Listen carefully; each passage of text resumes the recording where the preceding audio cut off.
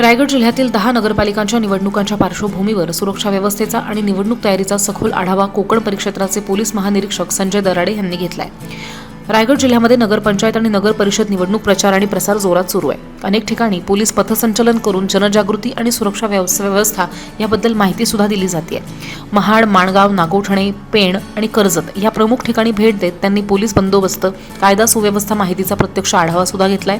यावेळी बोलताना आयजी संजय दराडे यांनी सांगितले की मतदानाच्या दिवशी कोणताही अनुचित प्रकार घडू नये यासाठी पोलीस यंत्रणा पूर्णतः सज्ज झाली आहे। संवेदनशील आणि अतिसंवेदनशील मतदान केंद्रांवर विशेष फोर्स तैनात करण्यात आले आहेत। पोलीस महानिरीक्षक संजय दराडे यांनी आदर्श आचारसंहितेचं काटेकोर पालन होण्यासाठी सगळ्यांनी सहकार्य करावं, तसंच जनतेनं निर्भीडपणे कोणत्याही दबावाशिवाय मतदान करावं असं आवाहन सुद्धा आयजी दराडे यांनी केलंय।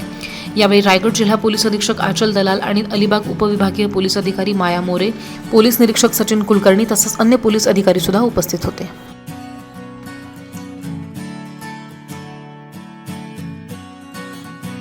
तर आज आपण सर्व पोलीस अधिकाऱ्यांची बैठक घेतलेली आहे।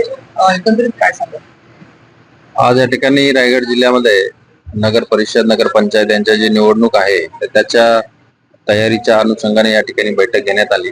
या ठिकाणी अलिबाग, रोहा, मुरुड या नगर परिषदेचा आढावा घेण्यात आला आणि राज्य निवडणूक आयोगाने जी आदर्श आचारसंहिता लावलेली आहे त्याचे योग्य पालन करण्याची सर्वांना सूचना दिलेल्या आहे आणि त्यानुसार सर्व कारवाई करण्यात येत आहे। जनतेला काय आव्हान असणार आहे, उमेदवारांना काय आव्हान असणार आहे शांततेत निवडणूक होण्यासंदर्भात?